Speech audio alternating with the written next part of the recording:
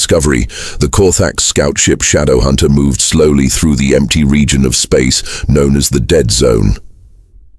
Captain Vextar sat in his command chair, his four eyes scanning the darkness ahead. This area had been empty for centuries. No planets, no stations, no life. It was the perfect place to hide.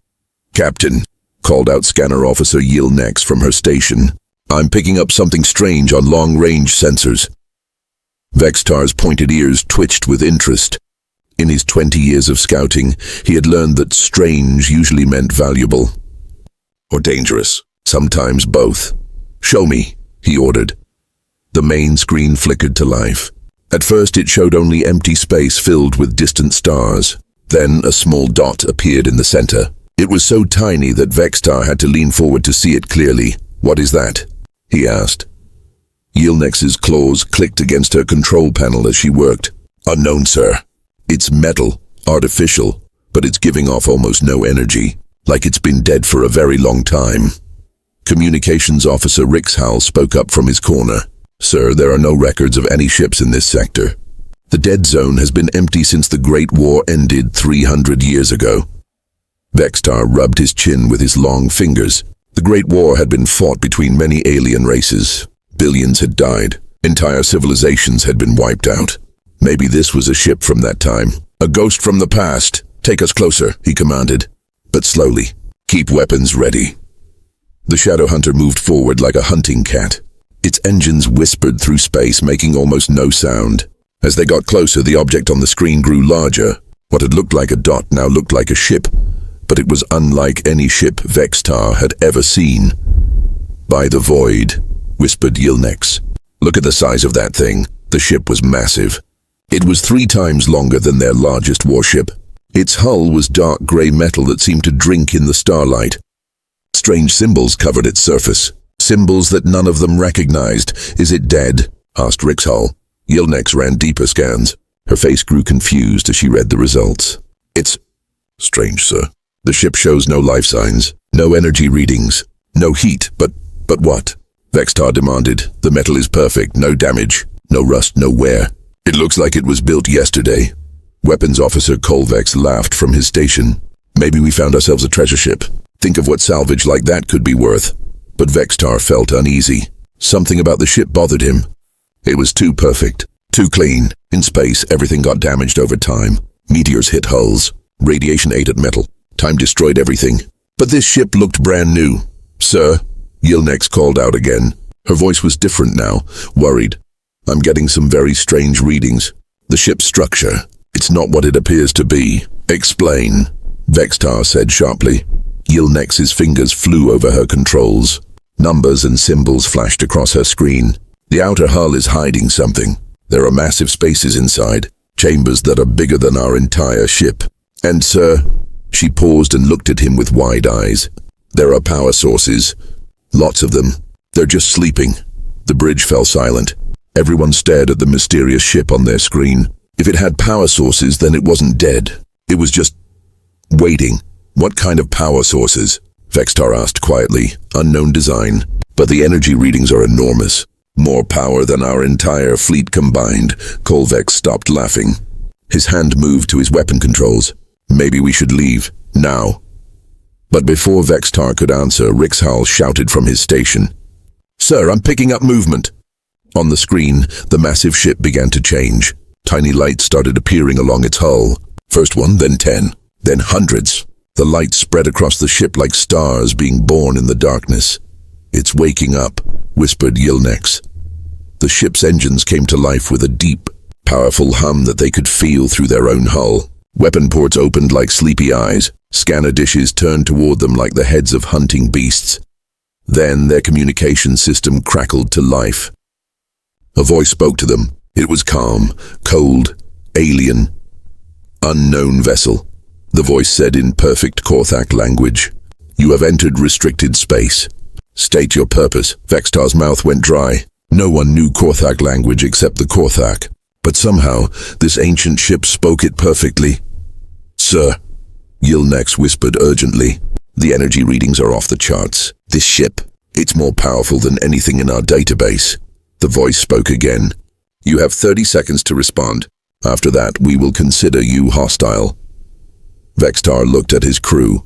They all stared back at him with fear in their eyes. In 30 seconds, he had to decide: answer the mysterious ship, or run for their lives. The countdown had begun. 20 seconds, the cold voice announced through the Shadowhunter's speakers. Captain Vextar's claws dug into his command chair. Sweat dripped from his forehead despite the cool air on the bridge. His crew stared at him, waiting for orders. But what could he say? They had stumbled into something far beyond their understanding. "Sir," whispered Communications Officer Rixhal, "should I send a response?" 15 seconds. Vextar looked at the massive ship on his screen. More lights were coming online every second. The vessel was easily 10 times larger than any warship in the Korthak fleet. Weapon ports glowed with deadly energy. This was not some ancient wreck. This was a predator waking from sleep. "Send a message," he ordered quickly. "Tell them we are explorers. We mean no harm." Rixhal's fingers flew over his controls. "Message sent, sir." 10 seconds. The bridge fell silent except for the hum of their engines. Everyone held their breath. Vextar had faced pirates, rebels, and enemy fleets, but he had never felt fear like this. This ship radiated power like a star radiated heat. 5 seconds. Scanner Officer Yilnek suddenly gasped. "Sir, I'm reading massive energy buildup in their weapon systems." 3 seconds. "Captain," Rixhal shouted. "Incoming message." 2 seconds. "Put it on speaker." Vextar commanded. 1 second. The countdown stopped. Silence filled the bridge like a heavy blanket. Then the alien voice spoke again. This time it sounded different, more interested than threatening. "Explorers," the voice repeated slowly as if tasting the word. "It has been many years since we encountered explorers in this region. Most who come here seek war or treasure." Vextar felt his heartbeat slow slightly. "We seek only knowledge," he replied. "We did not know this sector was occupied." A sound came through the speakers. It might have been laughter, but it was unlike any laughter Vextar had heard. Occupied is an interesting word. Captain Vextar of the Shadowhunter. The alien knew his name, knew his ship. Vextar's blood turned to ice. "How do you know who we are?"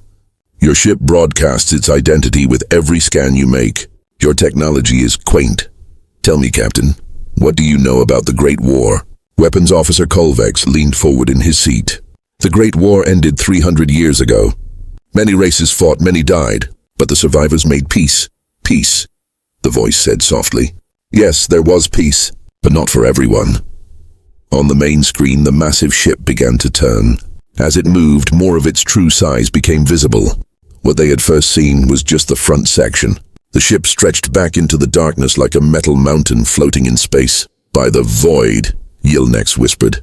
"How big is that thing?" As if hearing her question, the alien voice answered. "The Endurance is 12 kilometers long. It houses a crew of 50,000. It has been my home for 3 centuries. 50,000 crew members."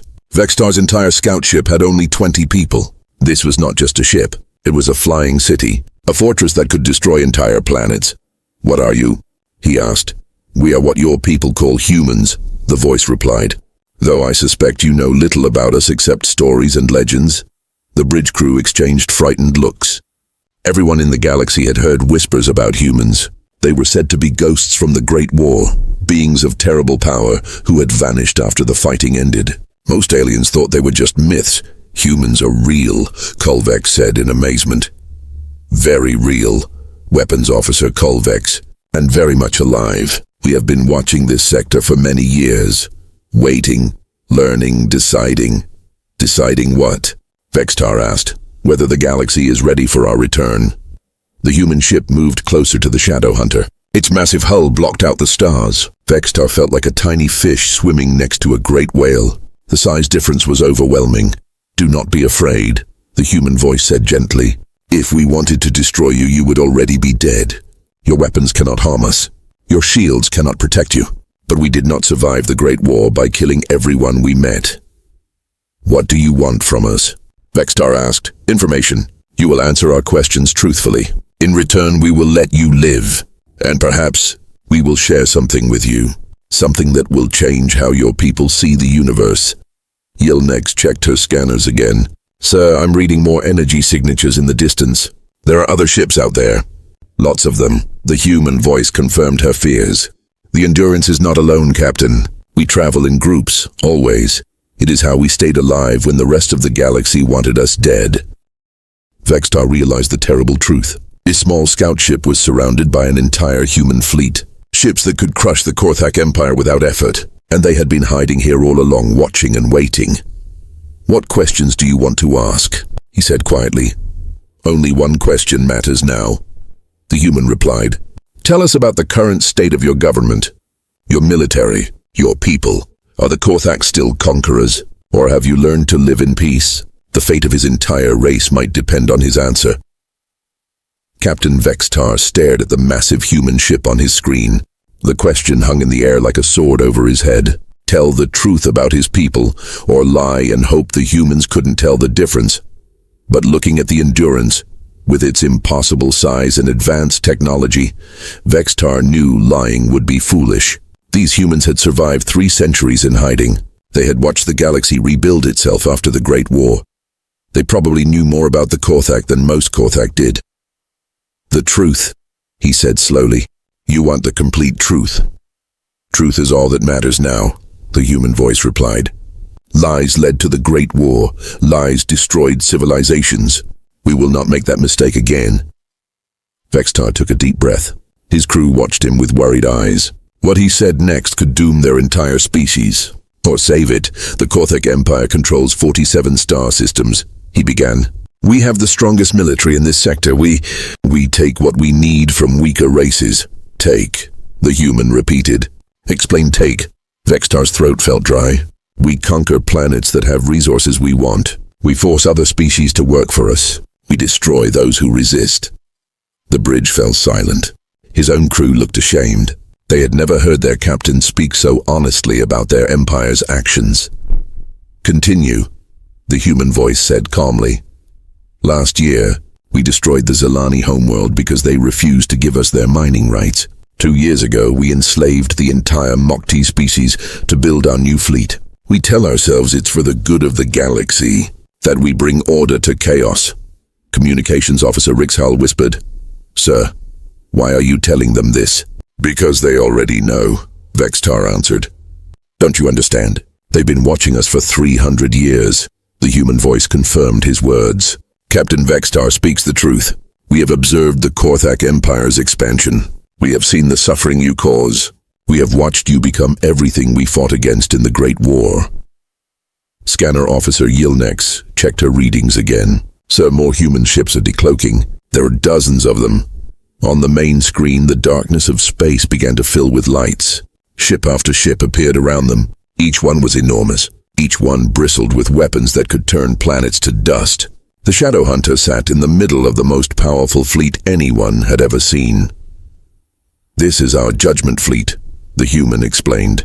"We appear when a species reaches a critical point in their development, when they must choose between conquest and cooperation." Weapons Officer Colvex gripped his controls. "Are you here to destroy us?" "That depends," the human said, "on what your people choose to do next." Suddenly, alarms began screaming throughout the Shadow Hunter. Gilnex shouted over the noise. "Sir, massive energy readings from all human ships. They're powering weapons!" The lights in the human fleet grew brighter. Weapon ports glowed like angry red eyes. The power readings were beyond anything in Korthak databases. One of these ships could probably destroy their entire homeworld in minutes. "You feel fear now," the human voice observed. "Good, fear teaches wisdom. Your people have made other races feel this same terror for decades. Now you understand what it's like to be helpless." Vextar realized his hands were shaking. "What do you want from us?" "We want you to make a choice. The same choice we offered to 17 other species over the past 3 centuries. "What choice?" "Change or die." The words hit like physical blows. Vextar felt his crew tense around him. In the distance, the human weapons continued charging. The energy readings climbed higher and higher. "Explain," Vextar managed to say. "Your empire will stop conquering. You will free all enslaved species. You will return stolen worlds to their rightful owners. You will become protectors instead of destroyers." Colvex laughed bitterly. "And if we refuse?" "Then your empire ends today." The simple words carried absolute certainty. These humans had the power to back up their threat. Vextar believed they would do exactly what they promised.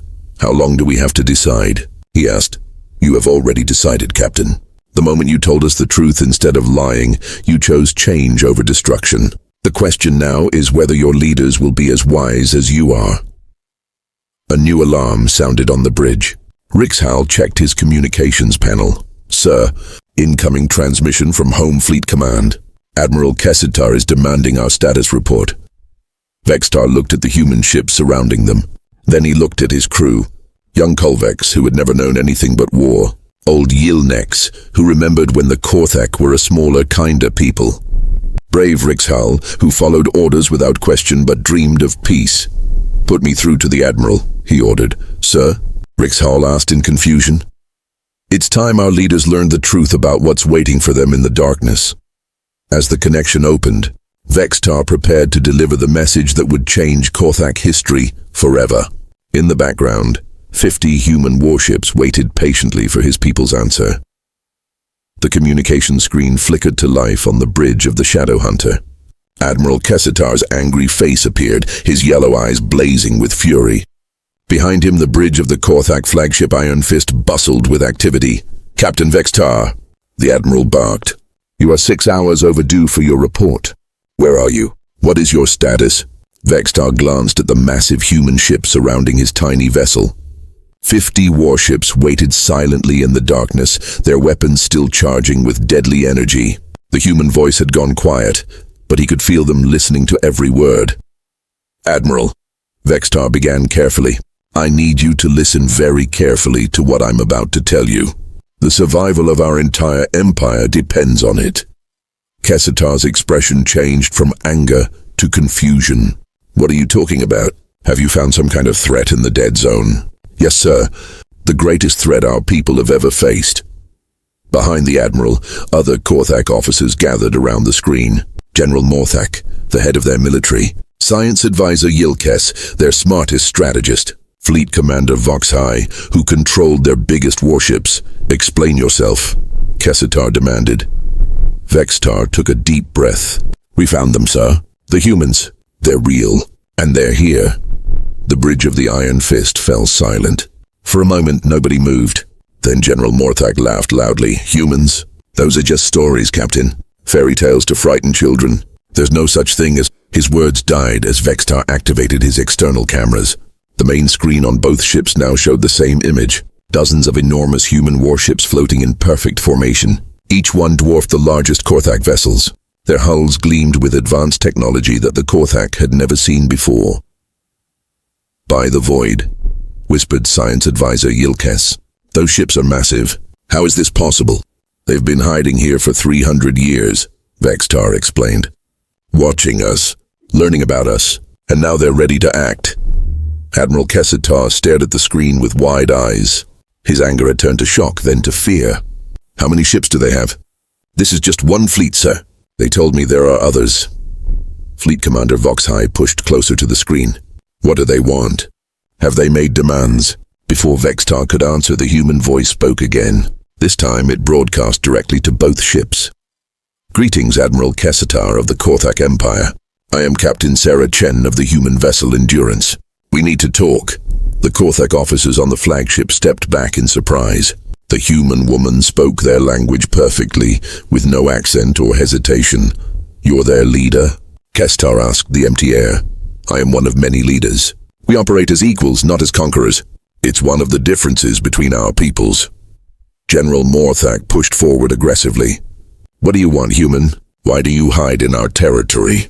Captain Chen's voice remained calm. This is not your territory, General. You claimed it by destroying the species that lived here before you. We remember the Zalani. We remember the Mokti. We remember all the races you have conquered. That's how the galaxy works, Morthak said angrily. The strong rule the weak. It's natural law. No, Chen replied firmly. That's how the galaxy worked during the Great War. Billions died because of that thinking. We survived that war, General. We learned from it. Now we make sure it never happens again. Science Advisor Yilkes spoke up nervously. What are your intentions toward our empire? We offer you the same choice we have offered 17 other species over the past 3 centuries. Change your ways or face the consequences. Change. Admiral Kester's voice rose with outrage. The Korthak Empire is the greatest power in this sector. We don't change for anyone. Then you will die for no one, Chen said simply. The words sent a chill through both ships. On his bridge, Vextar watched his superior officers struggle with the reality they faced. Their entire worldview was crashing down around them. You threaten us with 50 ships? Fleet Commander Voxhai said with false bravery. We have 1,000 warships. We have conquered 47 worlds. What can you possibly do against the might of our empire? Captain Chen's answer was quiet but terrifying. Would you like a demonstration? Without warning, one of the human ships fired a single beam of energy into empty space. The beam was thin as a pencil but brighter than a star. Where it passed, space itself seemed to bend and twist. That was our lowest power setting, Chen explained. At full power, that beam could cut your homeworld in half. Every ship in our fleet carries 50 such weapons. The mathematics was simple and horrible. 50 ships, 50 weapons each, 2,500 planet-killing beams aimed at the Korthak Empire. Admiral Kestar's face had gone pale. What do you want us to do? Free every enslaved species. Return every conquered world. Stop your expansion. Become protectors instead of destroyers. You have one standard day to begin these changes. And if we refuse, then tomorrow your empire becomes a memory. The screen went dark. The human fleet powered down their demonstration weapon but kept their others ready. In the silence that followed, Vextar could hear his own heartbeat. Finally, Admiral Kestar spoke again. His voice was barely a whisper. Captain Vextar, stay with them. Keep the channel open. I need to contact the High Council immediately. As the transmission ended, Vextar realized that his small scouting mission had just changed the fate of billions of lives. 23 hours had passed since the ultimatum. Captain Vextar sat on his bridge, watching the human fleet maintain their silent vigil around his ship. Not one of them had moved. Not one had powered down their weapons. They waited with the patience of mountains. Sir, Communications Officer Rixhal called softly. Incoming transmission from the High Council. Vextar's stomach tightened. The next few minutes would determine whether his people lived or died. Put them through. The main screen activated, showing not just Admiral Kessitar but the entire Korthak High Council. 7 ancient leaders who had ruled the Empire for decades. Their faces were grim, their eyes tired from a night of desperate planning. High Chancellor Dexmore, the oldest and most respected leader, spoke first. Captain Vextar, are the humans still there? Yes, Chancellor. All 50 ships. They haven't moved. And they're still willing to negotiate? Before Vextar could answer, Captain Chen's voice filled both bridges. We are listening, Chancellor Dexmore. What is your decision? The old Chancellor looked directly at the screen, even though he couldn't see the human captain. We have discussed your demands for many hours. Our military advisors believe we could fight you. Our fleets are large. Our weapons are powerful, but, Chen prompted gently, but our science teams analyzed the weapon you demonstrated yesterday. They tell us that fighting you would be suicide. Your technology is centuries ahead of ours. General Morthak appeared on screen, his face red with anger. This is madness. The Korthak Empire has never surrendered to anyone. We are conquerors, not cowards. General, Chen replied calmly, there is no shame in choosing wisdom over pride. 17 other species have made this same choice. All of them are stronger now than they were before. Lies. Morthak shouted. You destroyed them. That's what you'll do to us. Would you like to speak with them? The question caught everyone off guard. Chancellor Dexmore leaned forward. Speak with who? The Valthari Empire, the Nexus Federation, the Crimson Alliance. All species that once conquered others just like you. All species that chose change over destruction. A new voice suddenly joined the conversation. It was different from Captain Chen's voice, deeper, more formal. Greetings, Korthak leaders. I'm Admiral Vorthek of the Valthari Empire. 200 years ago, we faced the same choice you face now. Chancellor Dexmore's eyes went wide. The Valthari still exist, but the records say you vanished after the Great War. We didn't vanish. We changed. The humans taught us a better way to live. Instead of conquering worlds, we protect them. Instead of enslaving races, we help them grow. Our empire is now 10 times larger than it was before, but every world joined us by choice. Another voice spoke up. This is Fleet Commander Issa Andra of the Nexus Federation. The humans saved our people from ourselves. We were destroyers. Now we are builders. Our technology has advanced more in 2 centuries of peace than in 1,000 years of war. A third voice joined them. High General Kexval of the Crimson Alliance. The humans didn't just spare us. They made us better, stronger, wiser. Every species in our alliance chose to join because they saw what we had become. General Morthax stared at the screen in disbelief. Impossible. You're all working for them. This is some kind of trick. Captain Chen spoke again. General, your own intelligence networks have reports about these empires. Check your files.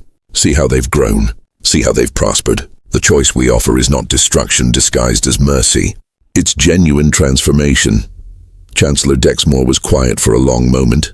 Then he asked, what exactly would we have to do?